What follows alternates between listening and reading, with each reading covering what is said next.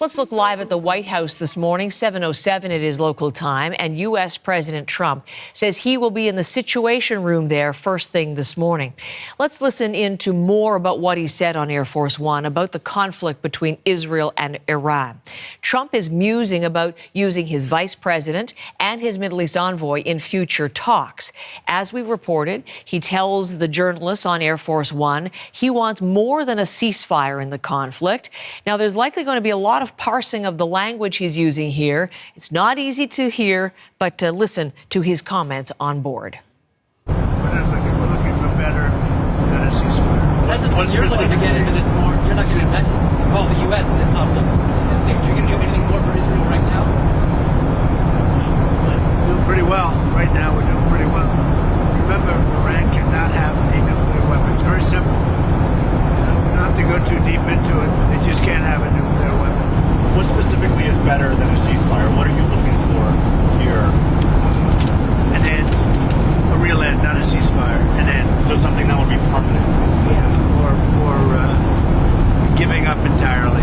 That's okay, too. Are you open to negotiating with the Iranians right now, or do you want to wait? I don't know. I've been negotiating. I told them to do the deal. They should have done the deal. Their cities have been blown to pieces. They've lost a lot of people. They should have done the deal. I told them, do the deal. So I don't know. I'm not too much in a mood to negotiate.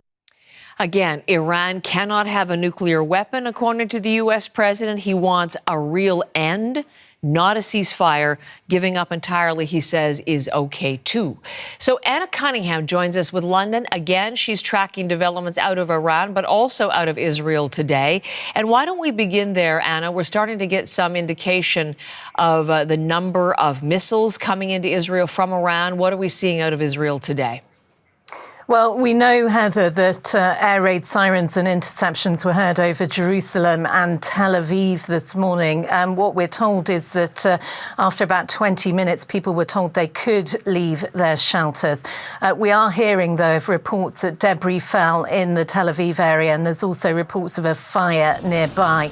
Now, overnight attacks by Iran on Israel were reportedly less intense than previous nights. In the early hours, though, you can see from these images of heavy smoke. Iran did launch 2 waves of missiles, setting off air raid alerts in central and northern Israel. I think we've got some images as well we can bring you of a large crater which was near a damaged bus depot in the central Israeli city of Herzliya. This was after an Iranian missile strike there. Interestingly, Heather, Iran's Revolutionary Guards are saying that they're going to intensify attacks with missiles and drones on Israel in the coming hours. Now, also, we've heard from the Israeli military this morning that they say they have killed another senior Iranian military commander. Israel Defense Forces have broadcast an image of him. This is the image of Ali Shadmani, just you see on your screen on the right there.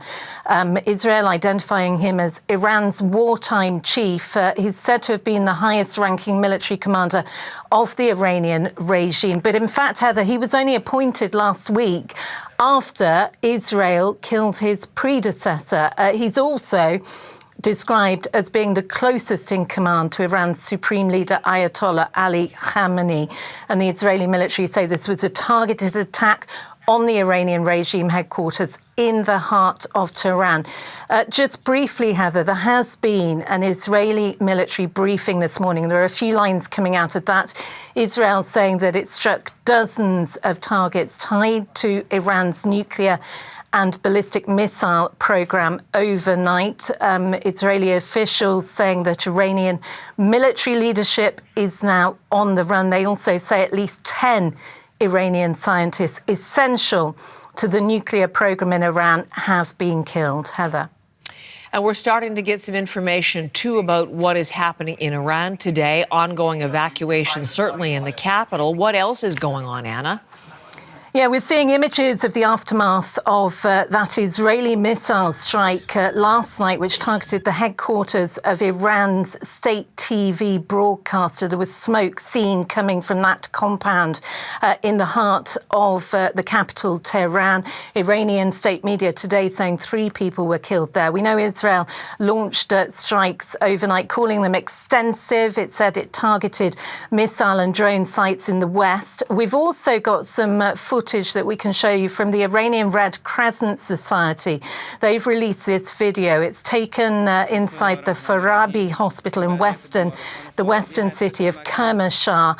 You can see those images. It was reportedly hit in an Israeli strike. The aftermath there of shattered windows and broken medical kit. We're just hearing as well, Heather, reports from Iran's state media that explosions again being heard this morning in Tehran. There's clearly a lot of concern from the Iranian diaspora in Canada. Take a listen to these people who were out in Toronto Monday calling for a ceasefire. Internet is on and off, so as much as we get to talk to them, I talk to them. They're all desperately stuck. Both my parents are stuck in Tehran. They don't have gas to leave. My dad doesn't have water right now. There are bombardments around them. Everyone who you talk to here hasn't slept at all in 3 to 4 days, since this bombing started. And we can't allow this to continue. How many more people have to die before the world stops Israel? Clearly a great deal of concern from people who've got family still in Iran and particularly in Tehran. We know that there are those long snaking lines of traffic still being seen on a highway out of the capital, and that has been ongoing for the past couple of days. We also know, Heather, that the US President Donald Trump repeated his call for people to immediately evacuate Tehran. He said he just wanted people to be safe. Anna, thank you very much. Anna Cunningham watching things from London for us this morning.